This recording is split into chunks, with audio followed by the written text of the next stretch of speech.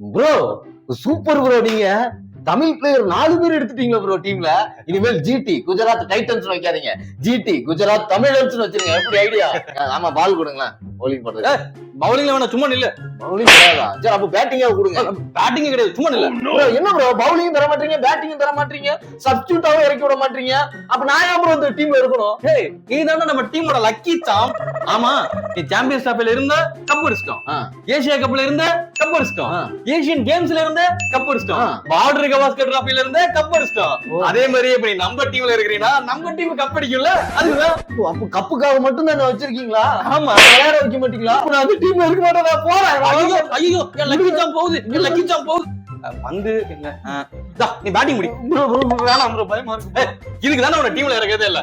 SRH கூட match என்னன்னா இப்படி பண்ணிட்டு. எஸ்ஆர்எச் கூட மேட்சா? இத முன்னாடியே சொல்ல வேண்டியதுதானே?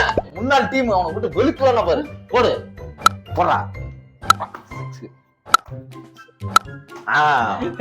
சூப்பரா, நல்லா விளையாடுறிய. சந்தேகம், நீ இருந்த எல்லா டீமே கப் அடிச்சிருக்கு. இந்த ஆர்சிபி ஒரு 4 வருஷம் இருந்தியே, அது ஏன்டா என்ன கப் அடிக்கல? நாங்க தான் அடிச்சிட்டோமே. நான் ஒன்னு அடிச்சிருவேன் ப்ரோ, சும்மாலாம் சொல்லாதீங்க.